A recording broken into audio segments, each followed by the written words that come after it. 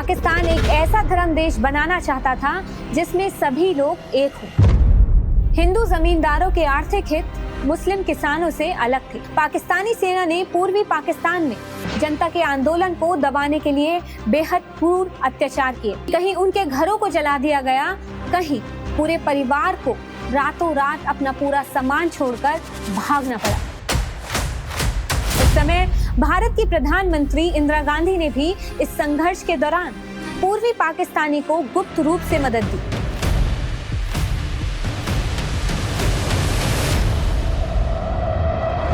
अंत में हालात इतने बिगड़ गए कि बांग्लादेश एक अलग देश बनने की राह पर चल पड़ा।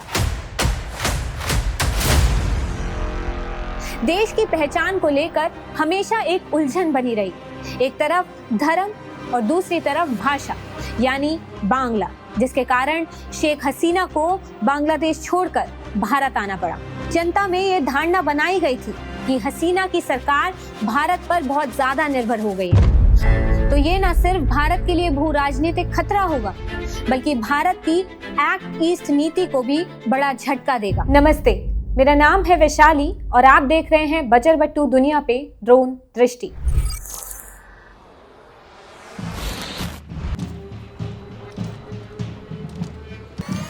बांग्लादेश में हाल ही की घटनाओं ने देश की राजनीति को पूरी तरीके से बदल दिया है और साथ ही उसके पड़ोसियों के लिए भी कड़ी चुनौतियां खड़ी कर दी है। बांग्लादेश उन कुछ उपनिवेश कॉलोनी देशों में से एक है जिसने बंटवारा भी देखा और बाद में अलग होकर नया देश बनने की प्रक्रिया भी की। एक ही पीढ़ी के लोग 3 अलग अलग झंडों के नीचे जी चुके हैं। बांग्लादेश की राजनीति अपने आप में काफी जटिल है, लेकिन भारत के लिए इसका असर और भी अहम है। ब्रिटिश शासन की फूट डालो और राज करो की नीति ने पूर्वी बंगाल में मुस्लिम बहुल राज्य की नींव डाल दी थी। लॉर्ड कर्जन द्वारा किया गया बंगाल विभाजन उसी का पहला ब्लूप्रिंट था।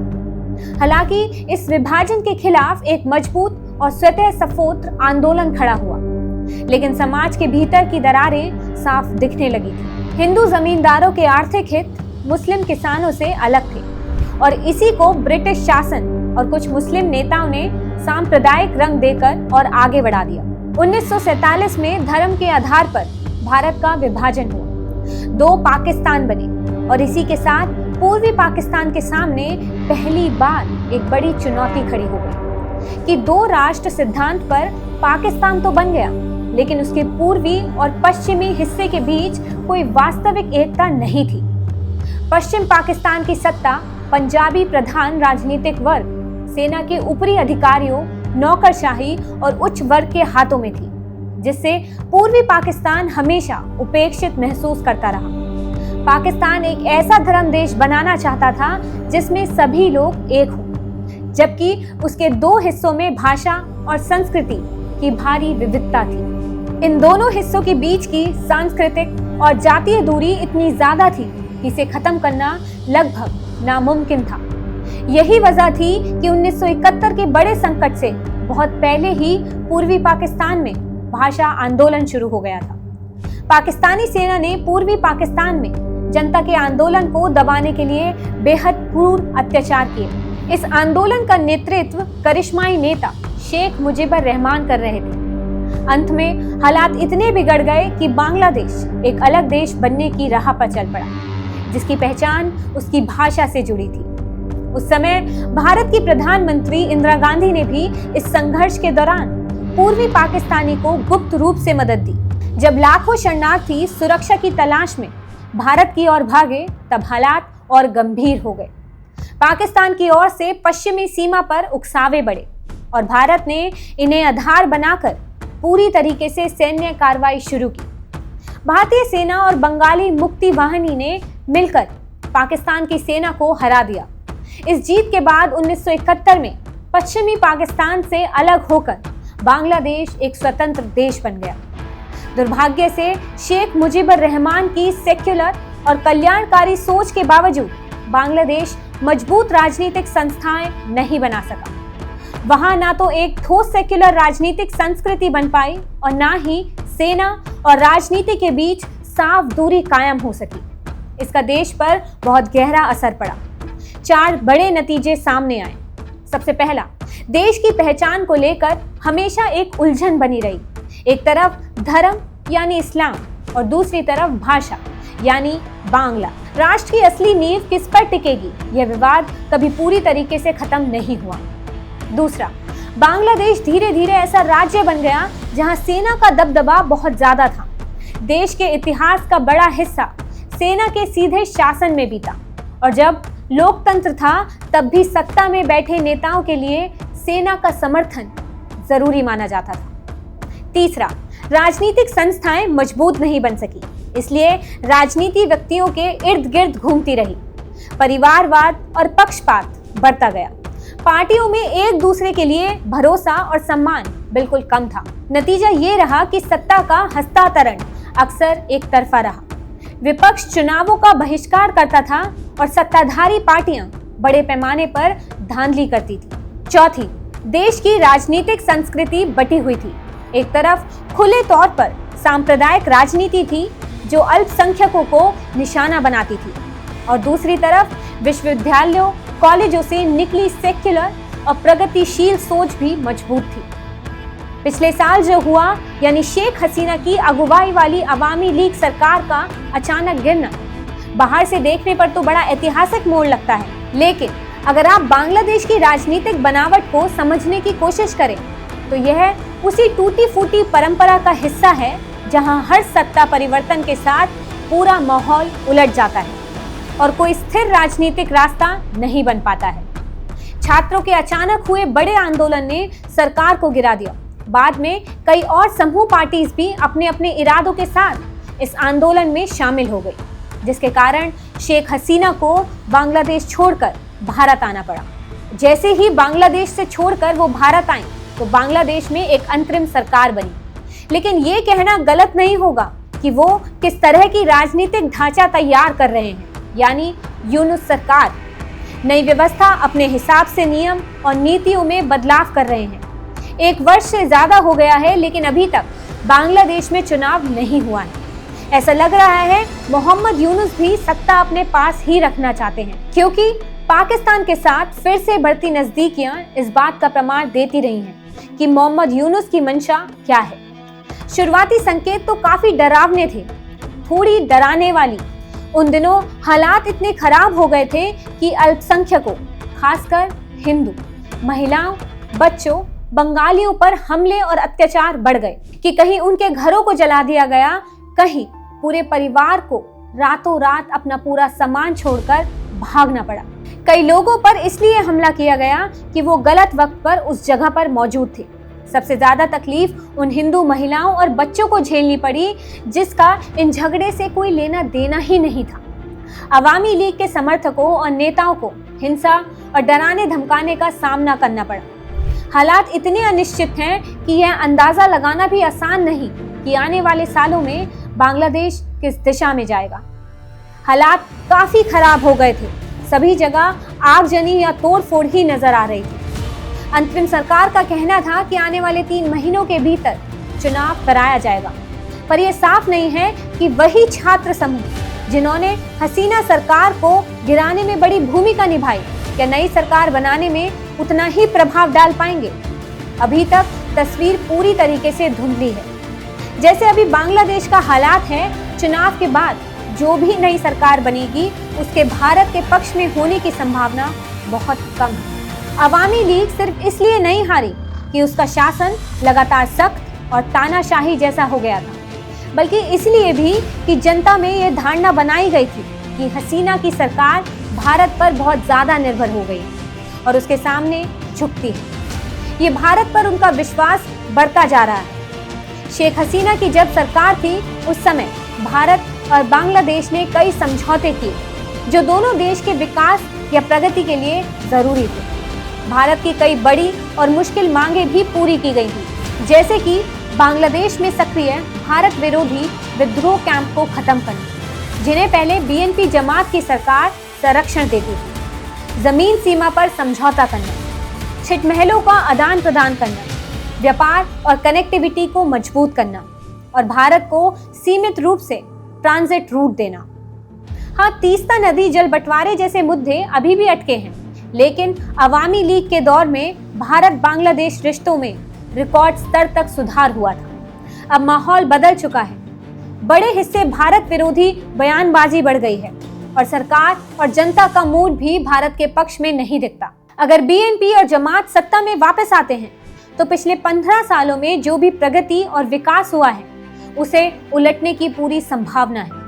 भारत के नॉर्थ ईस्ट में हालात काफी ठीक ठाक हैं, लेकिन उग्रवादी पूरी तरह खत्म नहीं हुए हैं। ऊपर से म्यांमार की राजनीतिक उथल पुथल से सीमा पार आने जाने वाले उग्रवादियों के लिए रास्ते अभी भी खुले हुए हैं। अगर बांग्लादेश फिर से पहले की तरह भारत विरोधी समूह को समर्थन देने लगे तो भारत के पूर्वोत्तर में माहौल एक बार फिर परेशानी भरा हो सकता है।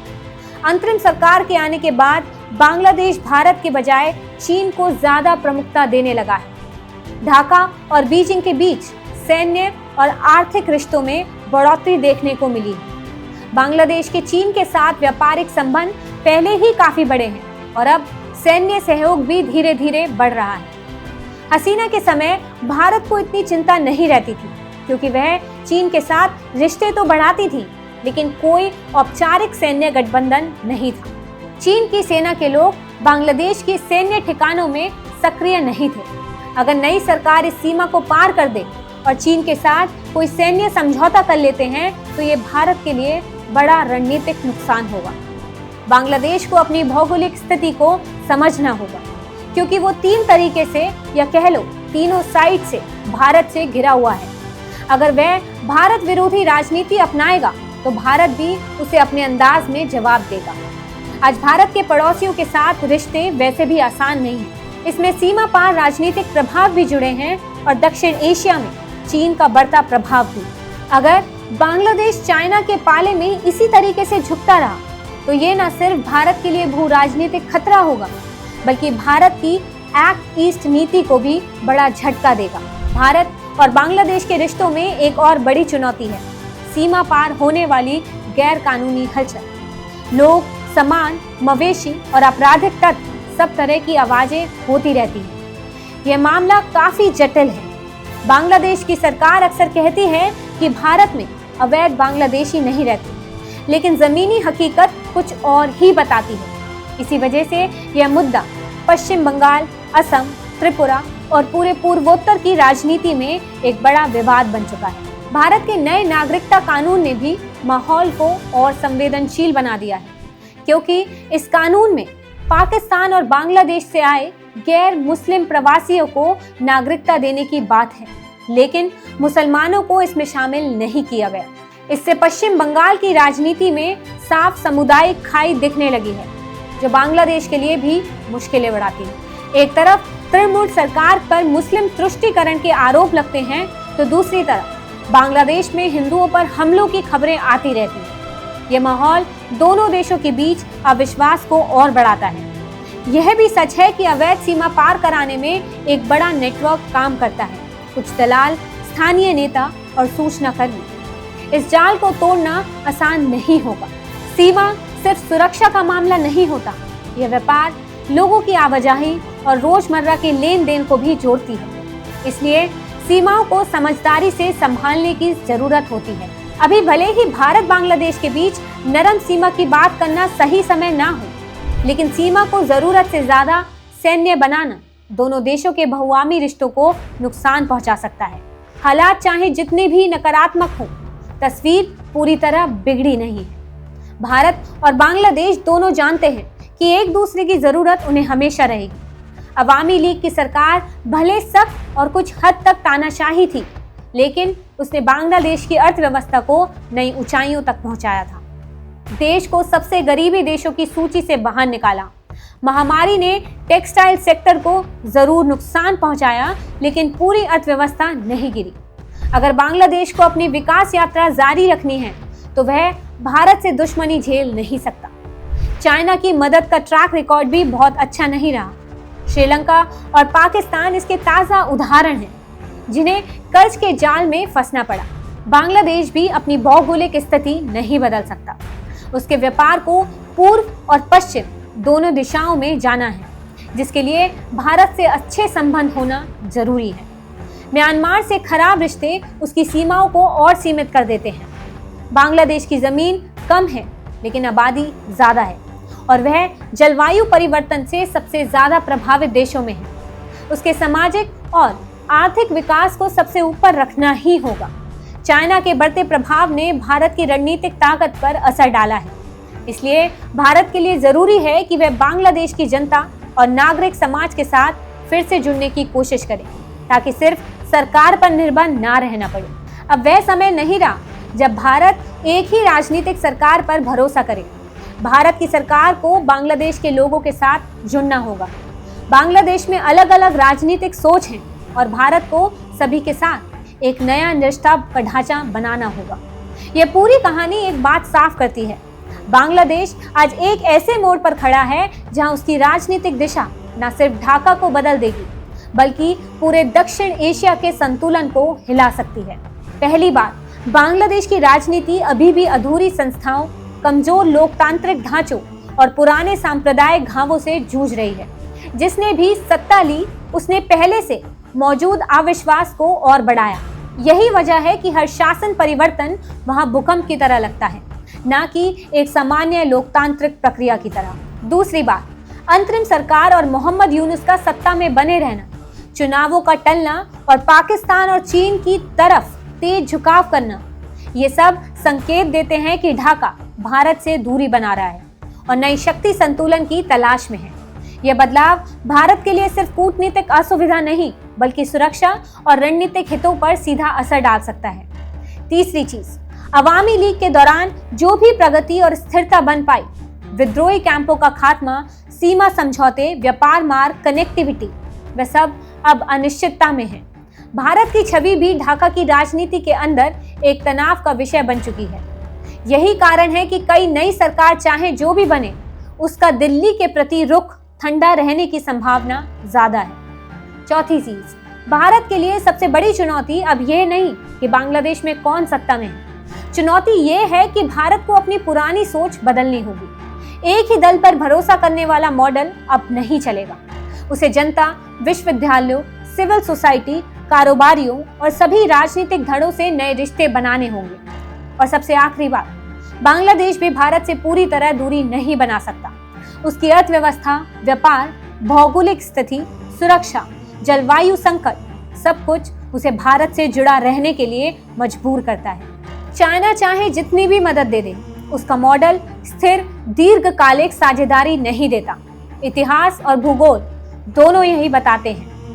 नतीजा ये है, अगर भारत और बांग्लादेश दोनों ने अगले 1-2 सालों में समझदारी नहीं दिखाई तो रिश्ते सिर्फ ठंडे नहीं होंगे, यह तनाव दक्षिण एशिया की राजनीति को बिल्कुल नया आकार देगा।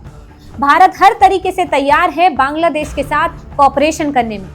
इस संकट को सुधार के मौके की तरह देखें तो भारत बांग्लादेश रिश्ते और पारंपरिक संतुलन और स्थानीय बन सकते हैं।